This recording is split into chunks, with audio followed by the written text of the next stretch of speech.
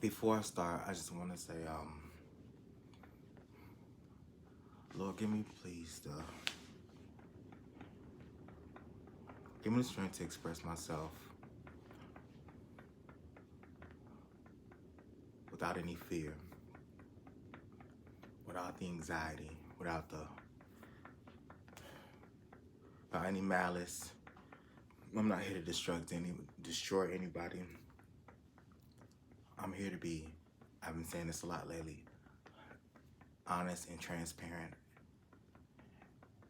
I'm just really trying to be a better person. Overall, I have not, and Lord, forgive me, please forgive me, I have not been the best of anything. But I pray that, honestly, I get the strength I get the chance, I always get the mercy, and I always get the chance to move forward and progress and change and level up. So, in Jesus' name I pray. Amen. Okay. If you don't know me, my name is Marcus J. Darling.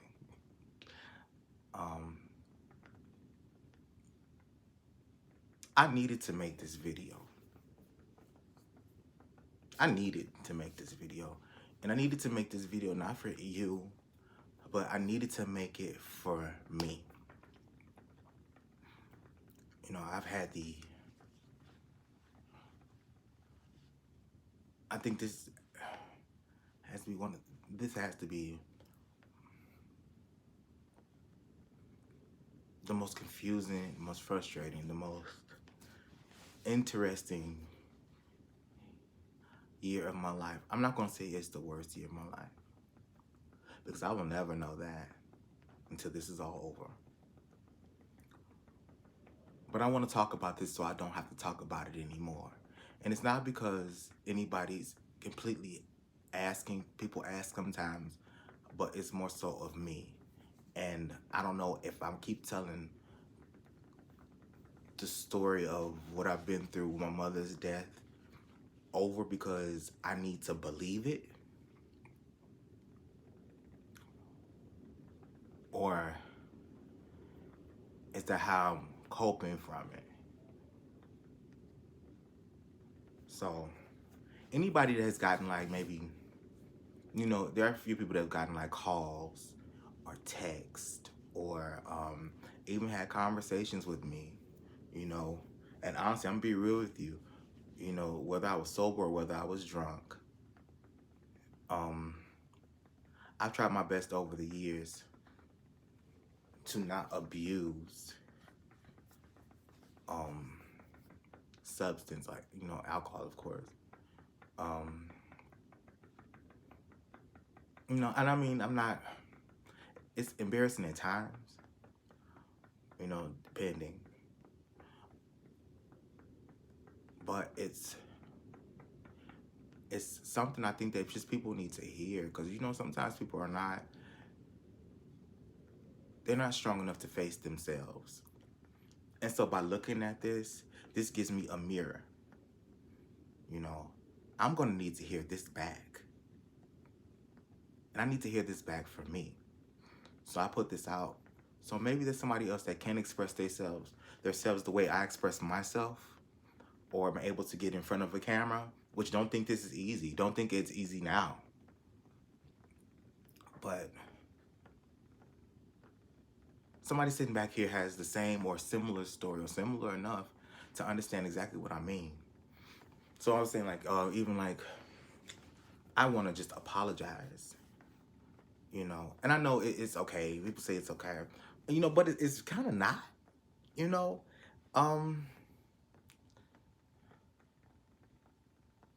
Let me start from the beginning.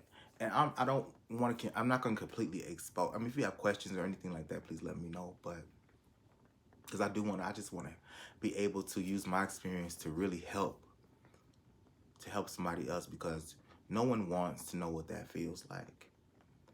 So I lost my mother to cancer back in October. And it was a very quick process. She got diagnosed in June, early June, you know, and it wasn't very public initially by her being a public figure. We felt, and she felt, and we all felt, from my family, my immediate family, we felt a need to protect and to be a little wind. To protect. Is my window open? No. Okay. To protect the privacy of that. You know, I'm so. And my mother lived. I'm sure that that has to be the most fearful thing, because the initial thing she had to tell us was that she had stage 4 cancer. You know, we were at home together watching TV and laughing and everything like that. And she kept telling me that she just didn't feel good. You know, her stomach just like bloated, but bloated to a point to where it was like painful. You know, so she's like, let me go get some gas X markers. I'm going to the hospital real quick. Can I be honest? Because she said, I'm going to the emergency room. I'll be right back. And honestly, to be perfectly honest, and I keep saying this, but when she got her keys and got ready, because I was like, okay, and got ready to go,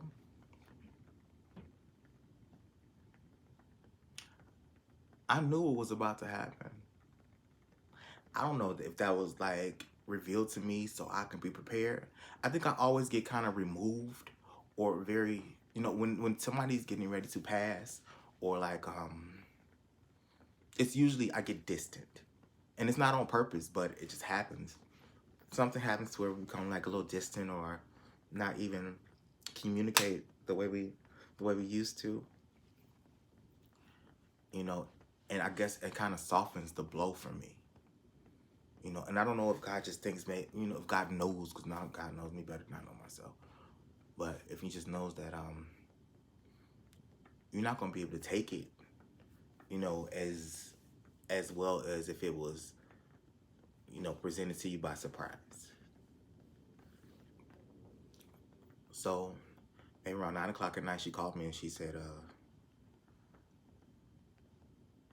they're keeping me overnight. They need to do some tests. And I was like, okay. I knew that. I did. I did. I honestly did.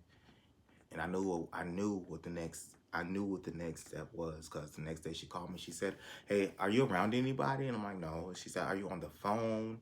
You know, what are you doing? I was just sitting watching TV. I was just sitting there watching television at the time. And she said, I need to have an important conversation with you, and I need you to be ready for it. And I was like, you have cancer, don't you? She said, stage 4. That I wasn't ready for. But somehow that was revealed to me already. And then I had somebody on the phone. I had a friend of mine, actually, that was talking to me the day before when she first went in. And she's a dream reader. So, and she is, I don't know what to call it. I don't know what you call a person that, you know, maybe clairvoyant. Is that what it is, maybe? I'm ghetto. So listen, maybe she's clairvoyant. And because she said, I feel like, you know, she was reading a dream of mine. And then she's like, friend, I feel like there's a dark cloud over you, you know, but it's going to be okay. You know, my girl, dark cloud for what? You know, and I was like, ooh, you know, because, you know, you don't want to hear shit. You don't want to hear it. You don't want to hear that. That's the last thing you want to hear is there's a dark cloud over you. That means something's bad is around. You know what I'm saying? You know, when you hear Chucky going to his, they do way, dem you lie, you know, it's not good. So, it's never good. You know, just that's never a good sign. You know, she's like, I don't want to talk to you about it. well, you already told me it's a dark cloud. You know what I'm saying? And at this point, I know this lady just left for the hospital. So, and I already knew what I kind of knew. Like, you don't know shit until somebody tells you. But at that point, I'm like, all right, girl, so what's tea? And she's like, I gotta go. I need to go lay down. She need to go lay down. She's pretty tired. Like, well, you know what I'm saying? You over it? Like, is that fucked up? is that fucked up, sis? What I understood. I did understand because I just not the only person I've ever met like this. But I understand. She had to tell me she had to decompress. I was like, ooh, no, that's the way to put it right there. You put it like, okay, I have to decompress from how I'm feeling because they take on feelings. You take on people's feelings I mean, just I understand why some people, and you may not understand this about yourself sometimes. Sometimes there's people that don't like to touch. They're not huggy. They just, hey, how you doing? They could be cool, but they don't like to touch and get close to people, especially get close to you. But, just even touch you because they'll take on an energy. Energies are real. Energies are real shit. I know I got these candles over here sounding bubbling and they sound like a cauldron, but bear with me. But this is for my energy purposes. I needed to create a space to where I feel okay. And it has a great smell to it and everything like that. So, I smudged and all that too. But so she told me that she had to decompress. I'm like, all right. And she's like, well, I don't want to talk about it. I'm like, all right. So next day, she calls me and she tells me that she has stage 4. And I'm like, oh. So I can't remember if I went up there immediately. I think we went up there immediately. But she spent some time there. And we really couldn't talk about it. We really weren't, like, it was like, don't, she was like, do not talk about this. I don't want to talk about it right now. Maybe because we thought at one point by, setting up the fact that she was going to be taken care of, get chemo and things like that, that it would be beaten. And we never had to speak about it until she became comfortable with it, because I'm sure that's not anything that you're ever comfortable with. Finding out one day that you're fine until finding out the next day you're in stage 4 cancer. I'm sure that's nothing you're ever comfortable with. And so at this point, I'm sure she's afraid. Like, she could tell she was afraid. She's afraid for her life. She was still speaking clearly. She was still, talking, but she just got real serious. There was things that we just had to take care of, things that we had to figure out, like what was going to happen next and what was her next, process. What was the next process? What were we doing next in this process? We got to find out different information. She actually, the doctor came in and she was kind of vague at first. My mother was like, no, first of all, these are my children. And whatever you need to tell me, you can say it in front of them. Whatever it is. And that's just how much love and trust that, she had with us. But just because she want, what I'm saying? These are niggas, these are guys, what I'm saying? She needs to make sure, we need to make sure that she's cool. What I'm saying? These are the people that she really honestly trusts with her life. And I felt like that at that point.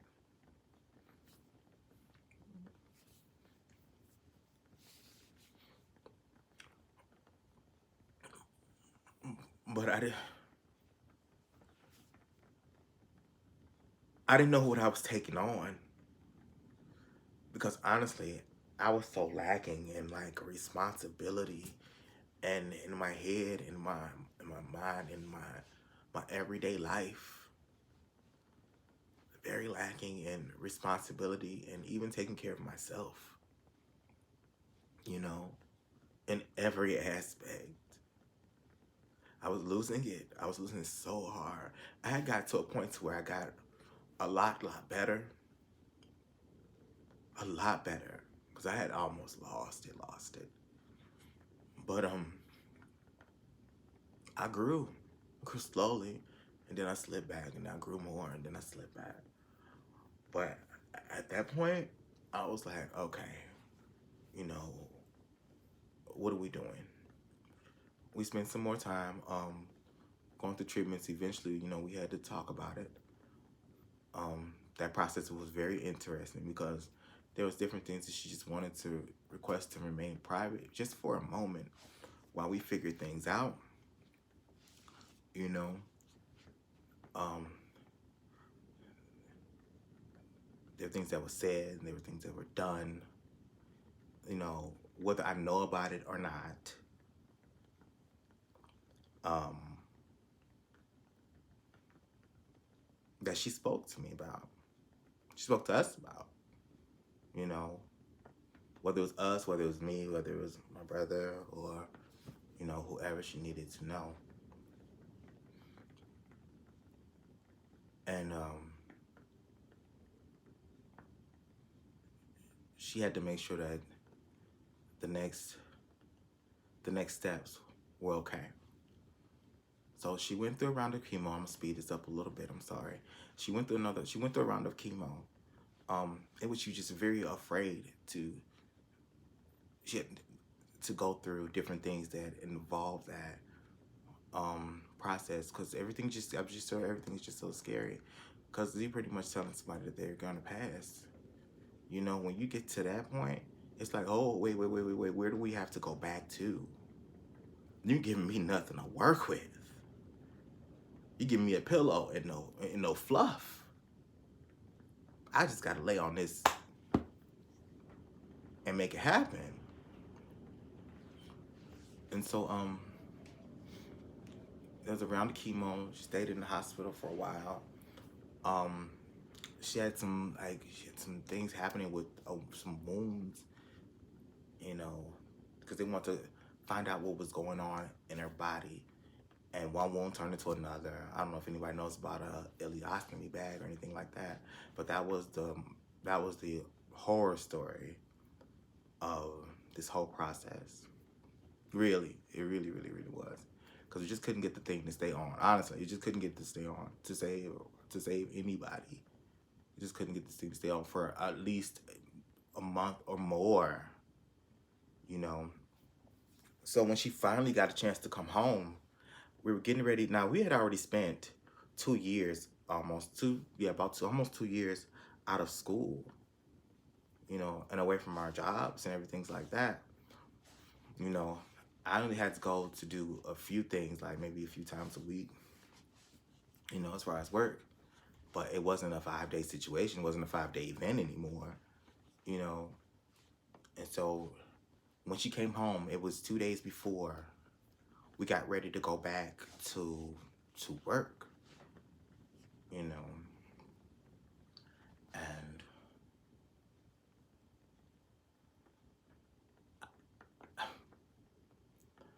when she got here, being that I had already talked to my bosses and things, and like, okay, well, or this is the day we start, they'll send me information on what we're doing, how we're going to do. It's the new process, being that we had the pandemic going on. How are we going to conduct, having all these people in one place again? Or are we going to have these people in one place again? Let's get the information. Let's work it out. What's the tea? But when she came home, this is not what I expected after that process. Like, I had seen her, I see her go through like different therapy and stuff like that, like physical therapy a little bit. But when she got home, I expected more. I knew she was weak, but I expected that she would have more care than she did initially. And she didn't. They said that maybe they would have a nurse come 2-3 times a week. And I was like, what do you mean? For a few hours at that. Maybe a few hours. Half hour, something like that. And I'm looking at her like, wait a minute, but she needs, like, if I'm going back for 8 hours a day, this woman can barely walk. She was on a walker.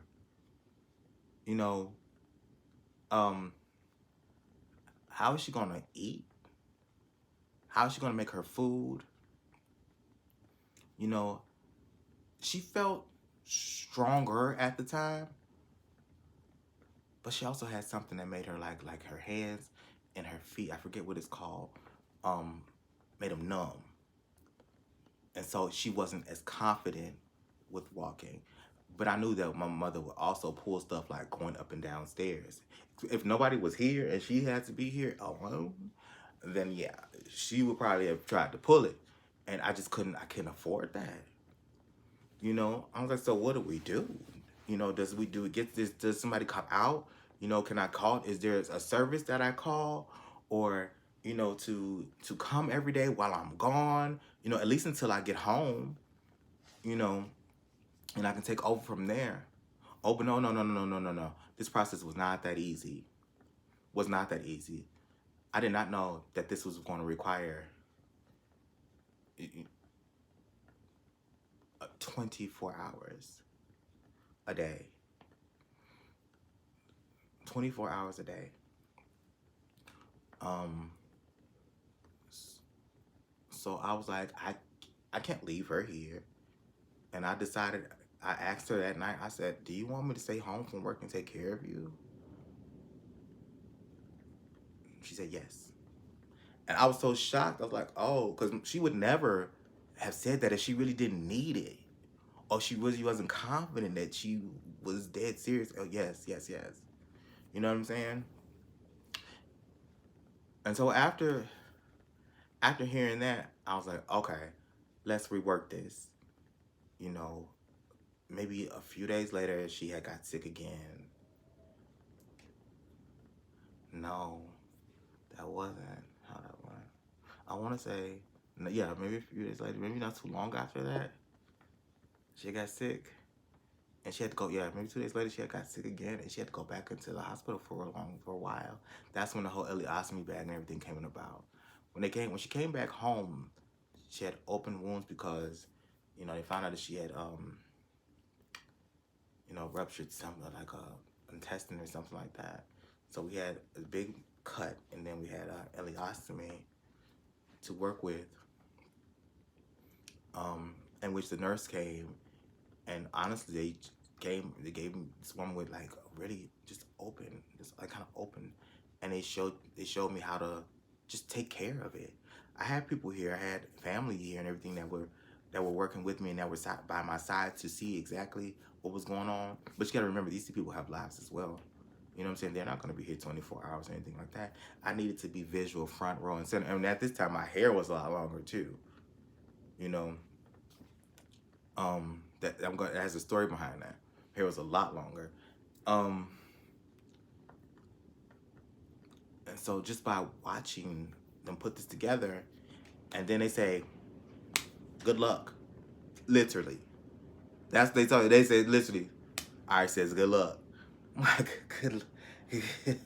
What? What's that? What am I doing? I'm not a surgeon. I'm not a nurse. I'm not a wound care nurse. I don't know. I've never, ever. You give me a 15-minute class, and you want me to take care of something that is so detrimental and so serious and so dangerous to her right now.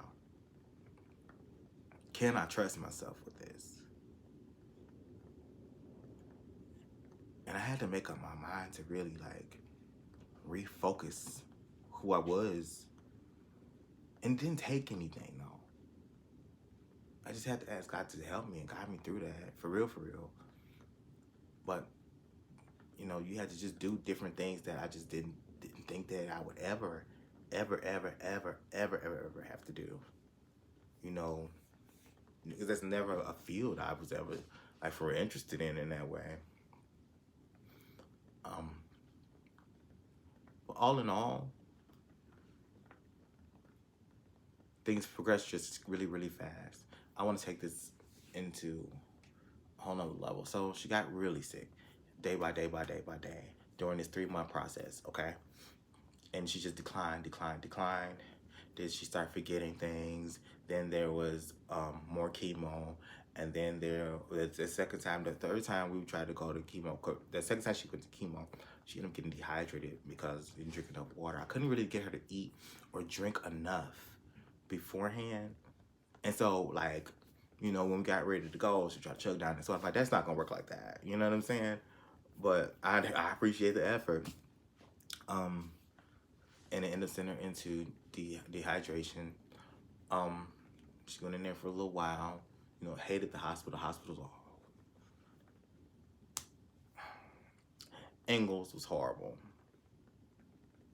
You know, they really sat her in the corner for days, like open, like because we couldn't keep the bag on, you know, and they were like, we don't know what to do. I'm like, what the fuck you mean you don't know what to do? If I know what to do, and at this point I done learned and done it 80 times.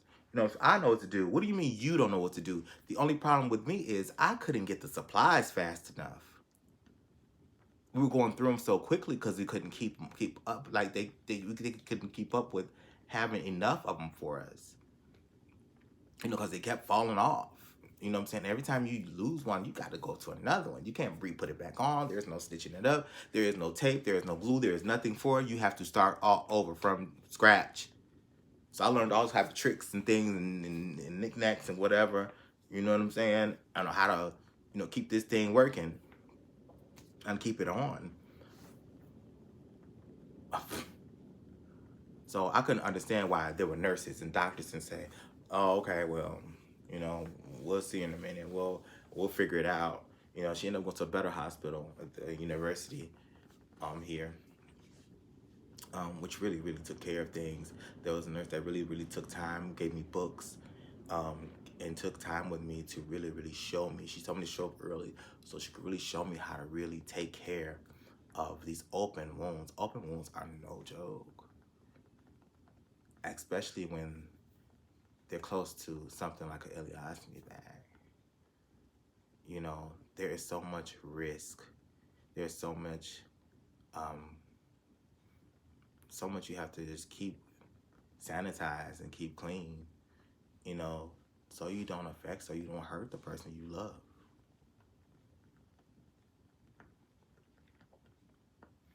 You know, so they're not, you know, to don't hurt any more than what they hurt already. Um, Eventually got the bags to stay on. It came down to um, the last time we got ready to go to chemotherapy, the third time. And with the, with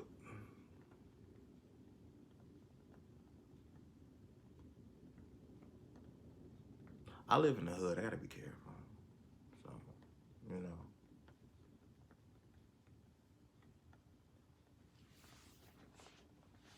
what was I saying? When it came to that, I was taking her to go do some labs and things like that. So we're doing all the labs at one time, so we get ready and get prepared for the next day, which was going to be the chemo. Um, we went, and it was like they just going. Things were getting all mixed up already when we were going. You know, they got times mixed up. Things were late. Things were behind. Things were backed up. Things like that. They were trying to get blood work. They took the wrong blood work at first, and they sent us one place because they couldn't find like the veins. My mother had issues having small veins and things like that. So you had to take the time to find veins. Um, and we got through a process where she was going up to get the blood work done again. And she said, you know, I have to, you know, go to, you know, to the restroom at this point. You know, dude, I had her in a wheelchair because she really just couldn't walk at all at this point. Like she minimal walking situation, like chair to chair, seat to chair. You know, there was no walker situation. Walker like would get you to the car. Then I need all the moments, not a moment. I need all the moments before I get up in another walker or anything right now. Critical. Like my mother was a goer. So to see her in a great decline go from a goer to everything takes the maximum amount of energy is the most devastating thing to watch. Um,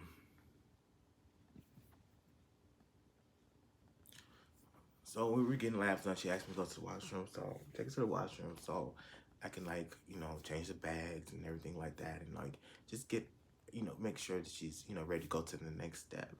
At that point, she was like, I just don't. She said, I'm really kind of dizzy, Marcus. Um, and I was like, what's wrong? Just give me a moment, give me a moment, give me a moment. And then she pulled on the emergency thing. And I'm like, what you pull that for? She's like, I feel dizzy. I feel like I'm gonna pass out. So the nurses came and I opened the door and they were like, what's going on? I turned around. My mother was like, I thought she had passed. I really thought she had passed. She was like slumped over and not responsive at all. They came and got her, took her to her room immediately. They brought all type of equipment and things like that. To like resuscitate her. And I was like, oh my God, they have to resuscitate her. I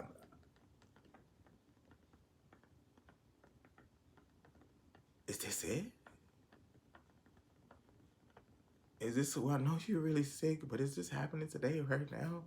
We couldn't get to the next step. We couldn't get to the next level yet. There were days where she'd be in so much pain or there'd be so many complications to where we just didn't sleep. She would try, she couldn't, and that means I couldn't. It got to the point to where I felt like, honestly, she would call for me and it had to be on high alert because she got weak to where she couldn't scream for me. And so I just kind of stayed in the other room kind of close to where I could hear her. And when not off, and she called me, I'm like, hey. Not off, and call me, hey. And so I got to the point to where I would nod off and I jump out my sleep and I run to the room next door. I run to the room and she would actually be asleep. I'm like, oh my God. Now I'm starting to just hear it. And I literally ran off of coffee. And at the time, because I've been trying to stop smoking for a long time anyway. But coffee and cigarettes, for days. I was forgetting to eat. I was constantly trying to make her something that she can get in her system so she can eat, so she can get some nutrition, so I can give her medication. I knew I couldn't give you all this different type of medication without food. I felt like that would be harmful to do. And so that's what I did. I was trying to just figure out different ways, trying to come up with different things and things I found in my books and things I could research, things I could Google, things I could YouTube on, like how to get nutrition and things like that, how to keep hydrated, how to keep her hydrated. And I run for days off that 24 hours, honestly, and it became okay. God really saw me through that because it became a second nature situation. And, and you can't really afford to get impatient with that. And so my biggest focus was to really be patient. And I wanted to make sure I spoke at a certain tone. Because I didn't want to become emotional, or I didn't want to alarm, upset, or scare her in any way. So even though some things may be going left, y'all just say, oh, okay. Oh, here, wait a minute, it's okay. What we're gonna do is, we're gonna take this, and we're gonna make this happen. It's not even bad, it's cool.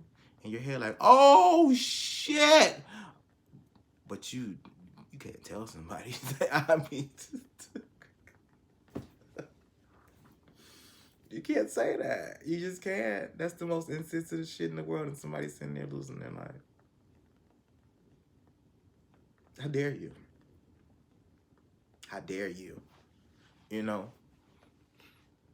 So That's how like we just operated. Um, she got to come back home, but I'm trying to keep this shorter than what I really can. Um, by this point, she had to come home on hospice. There was no more treatment. There was no more chemo. And there just was no more time.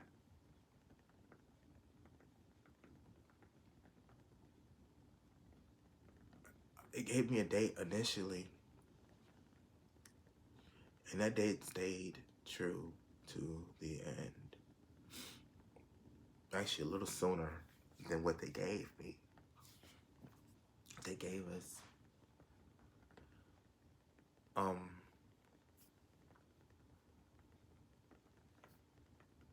and I guess they, you know, they try to give you these big speeches. Okay, well, you know what hospice is. Well, this is what before they go to the hospice thing. Well, you know, this is what happened. This is the condition. This is blah blah blah blah. This and that. Listen, after a 30-minute speech, I know where this is going. You're wasting my time, sis. Like for real, for real. If you're telling me that I am on borrowed and limited time, fuck your speech. You know what I'm saying? I do appreciate you trying. Forgive me. I appreciate the effort, but I have no time for a soliloquy, a monologue, or none of that. I don't. I have no time, and I have no patience for it anymore. Give me what's the rundown? What's the tea? That's all I need to know. What is the piping hot?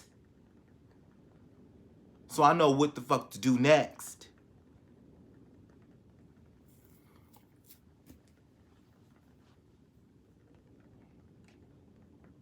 Mama don't got time to listen to all this. You know, but I appreciate you. I do. Very soon after that, there became like a loss of memory, loss for words. I would try to give her like word puzzles and things, just try to keep her mind shaking and moving. The hand coordination was kind of getting off. It got to the point to where you actually had to spoon feed. It's just really quick, really quick. Spoon feed, hold a straw to her mouth, whatever, and like really go and almost live for a person. You know, you had to always check for something. You know, this is your heart. You know what I'm saying? This is your mother. This is, you know what I'm saying? This is your whoever you love. You know what I'm saying? I'm talking to anybody that's going through that, because sometimes people don't have great parents. Sometimes people, you know what I'm saying, don't have great whatever, this and that. But you got somebody that you love and they go through something like that. When it comes to your heart, you're gonna figure it out. So you constantly want to just make sure everything is everything. Are you thirsty? Are you hungry? Let me get this medication. Let me make sure this stuff is on time. Let me do this. Let me do that. Let me see. Let me see. Let me see. It gets to the point they tell you, "Would you just sit your ass down, please?" And you gotta laugh because you're like, no, not really. And then you wonder if they're just telling you to sit down because they feel guilty. And there's nothing to feel guilty about. You know, shows so much appreciation. She shows so much appreciation for her care and everything like that. For me, this is my personal story. I can't speak for anyone else, and I won't speak for anybody else. But you know, her appreciation, her love for me so much that you know, I felt like at points she just felt like I'm tired. She said it sometimes. I know I get on your nerve. I'm tired of getting on your nerve. I'm sorry. What? You shouldn't have to take care of me. Let me tell you something. when it comes to taking care of a parent, especially a sick parent or anything like that, I have nothing but pride and pleasure in doing so. Okay? Because I felt like this. For the at least the first 5 years of my life, you did the same thing for me. So it's actually no tea at all. You know what I'm saying? If you talk about, people bring home kids and they get so paranoid. Oh, the baby, the baby, the baby, the baby. Let me go check on the baby. Let me go check on the baby. I understand what they mean by like, you just always want to make sure that they ain't turned over. You want to make sure they ain't on their face. You want to make sure that you ain't doing this, this, and that. You want to make sure that everything is right. Ooh, ooh, ooh. You want to always make sure. Hey, are you breathing? You know what I'm saying? You would actually sit there and watch somebody like, okay, okay, I see. Yeah, you know, I would tiptoe because I just didn't want to wake up. Church trying to see if she was breathing. Because I just wasn't. I just felt like she's just getting that sick, and she was getting that sick. You know, um, like I said, it became like memory loss for just everything. When it came to words, at one point, there was she could she was screaming out everybody's name but mine. She's like, I keep calling you the wrong name. And I'm like, I'm make her feel better for real, for real. I'm like, child, you always been calling me the wrong name. You call me everybody's name is that, because she grew up in a house full of all males. So it got to the point she'd be like, you, blah, blah, blah, blah, Mark, what's your name? I named you something. What was it? Okay, you. Just you. You know who I'm talking to. Bring your ass here. I'm like, okay. Whatever. I just want to see if she's going to try to figure it out. I want to see if you knew what you named me. Girl. Or something you want to tell a brother. But I'll just make her like feel better about that. But we try to just do different things and get different things in the system. Eventually, she just really, really for real. Like, it got to the point very quickly, that she was already eating small, little bits. That she actually, just one day, she stopped eating. I had fed her, and I gave her medication. Because I was like, I got to get something in your system. I give you this medication. And I gave her the medication and everything like that. The nurse came. When the nurse was just checking up on her, doing her vitals and everything like that, when she opened her mouth, the food was sitting right there and the pills were sitting right there. And I'm like, did I do something wrong? You know what I'm saying? Are you just like neglecting to eat? You just try not to eat? Or what's happening? And then the nurse told me, no, that's normal. Try putting it in like a applesauce or something like that. No, at a certain point, she just stopped eating. And it didn't take too long because it changed from, different like solid pills and things like that to liquids. And to me, the things that you had to administer, once again, you want me to administer some of the most dangerous and vital liquids in medication to a person for different situations, for mind, for body, for pain, and it became, first it was 2, then it was 3. And these people would bring these, if I needed that stuff, or if there was something would change, every single day I had a nurse that would come at a certain point.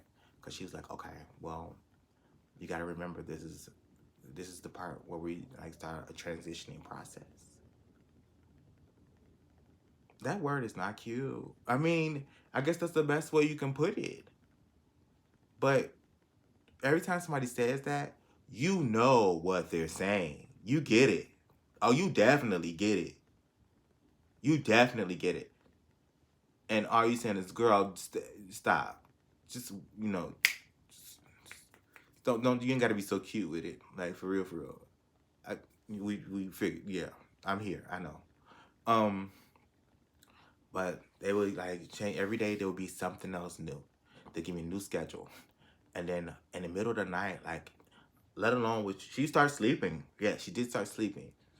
It was I still going to get up and check on her.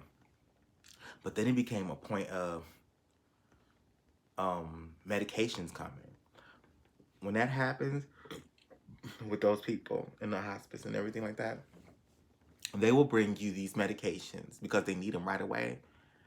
Once that prescription goes in, they send them the same day or night. I remember one coming during the day, but usually it was 9, 9:30, 11:30, stuff like that. And they were just building up, building up, building up, building up until where I had, I don't know, 1, 2, 3, a red, green. There was a red, there was a green, there was a yellow, there was a blue, there was a clear, there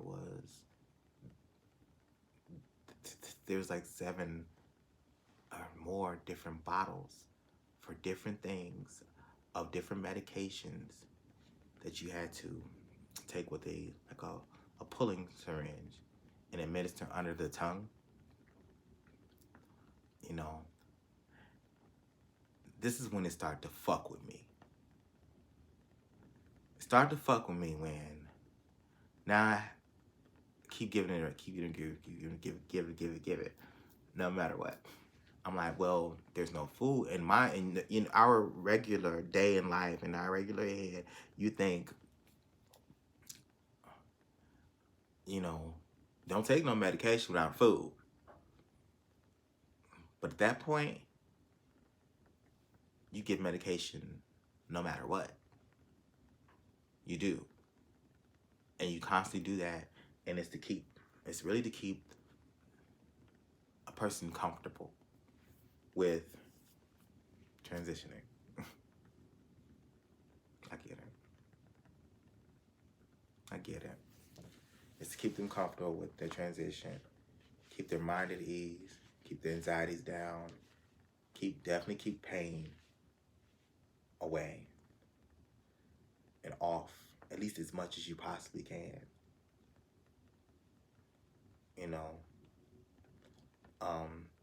At a certain point, you want somebody to be painless, and sleep and just rest until their time is up. But it made me feel, by administering this, and even though I knew that this was happening, you start to question everything. What am I giving you? Like, what am I really giving you? What is this, like, what does this stuff really do? Are they giving me something to, like, are they trying to, like, is this a plot? Is this a conspiracy? You start to think all type of crazy shit. And I'm sure the lack of sleep comes in with that, but still, and you always think, am I doing it right? Am I doing it right? So, to be perfectly honest, in my head, and I still go through this sometimes, even though, they tell you no, and of course, because I asked. But you like, I know, what did I ask? But like I said, by administering all this stuff, Lord, did I do the right thing? Did I kill you? Were these things put in place to, like, push you along? And did I administer the things that were supposed to take you out?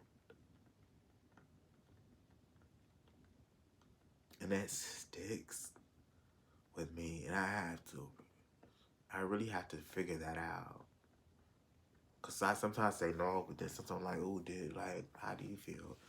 Every day does get better, you know. And I told this because, I just get tired of telling the story. And like I said, I don't know if it's just for me. I don't know, what, if I need to, if I'm in disbelief, but I need to hear the story back. So I'm going to watch it in the back myself, and try to figure out some answers to my own questions. And hopefully I'll find some kind of comfort in that, you know. I actually kept all the wound care. I had so much wound care stuff. Um,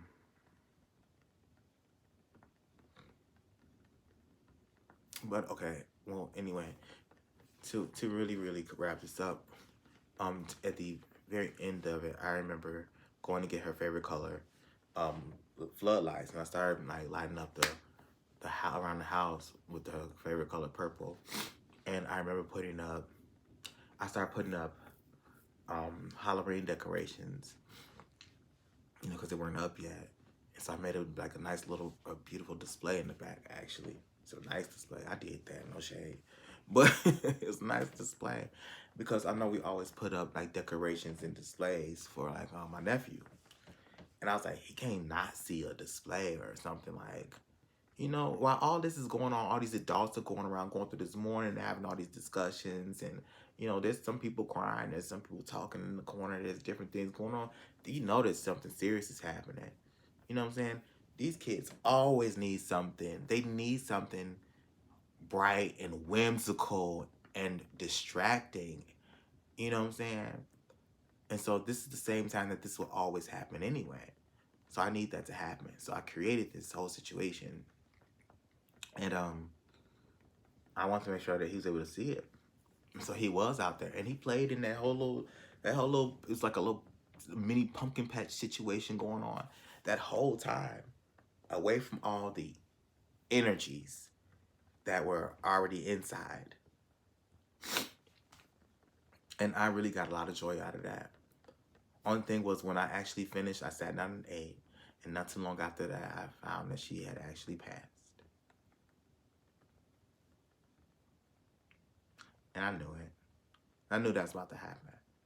I said, once I'm done with this display, for her grandbaby, okay, that's it. I know.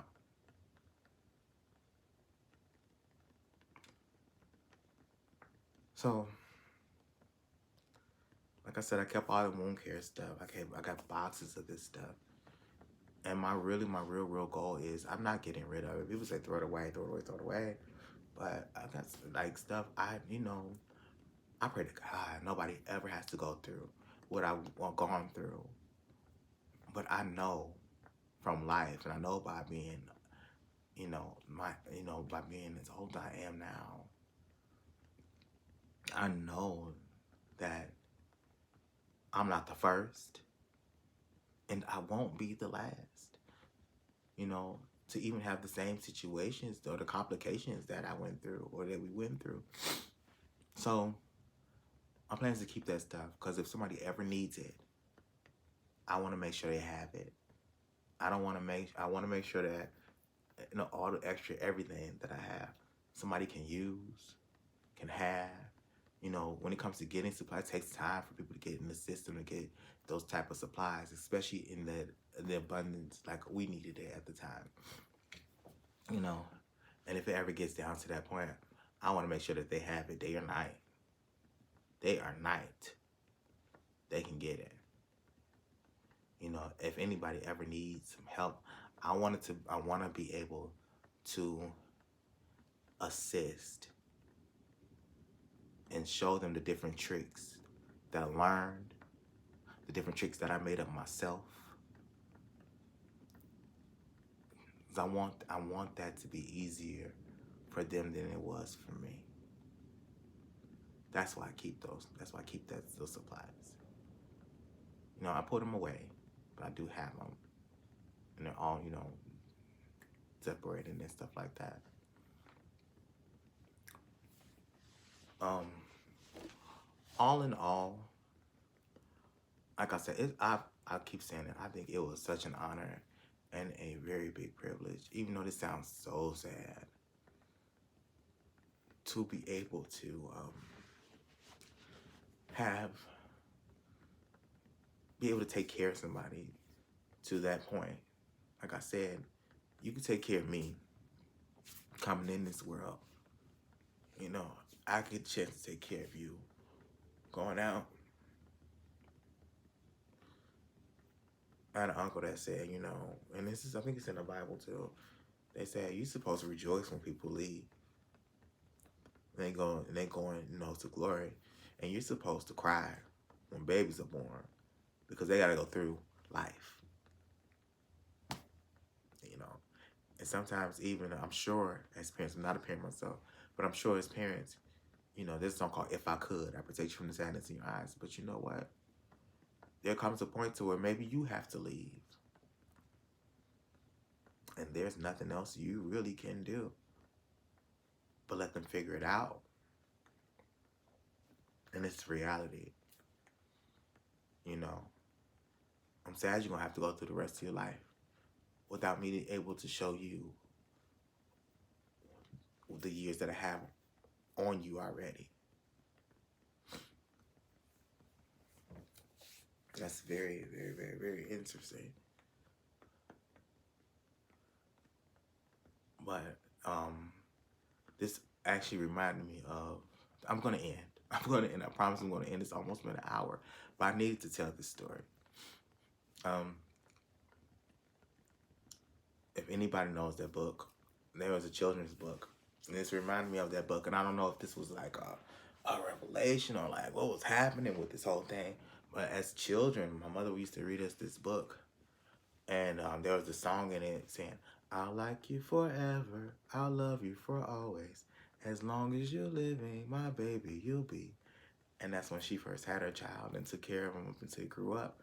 And as he grew up and she got older, she got sick. And it was a reverse. And at the very end, the song went, "I like you forever, I love you for always. As long as I'm living, my mommy, you'll be."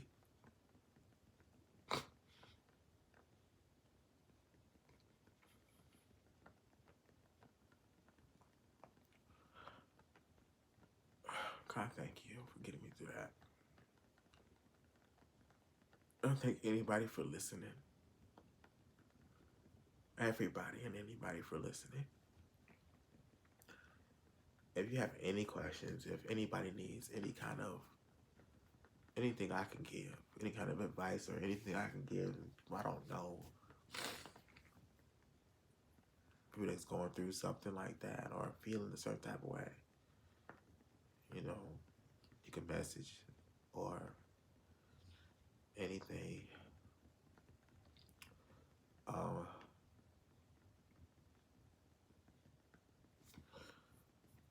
My social medias are all Marcus J. Darling. It's Facebook, Twitter, and Instagram. It's MarcusJDahling. I do check them frequently.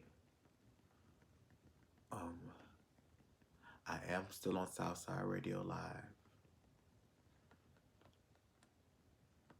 I'm just trying to revamp and rebrand and regroup and figure out how I want to go about my next steps and my re-journey.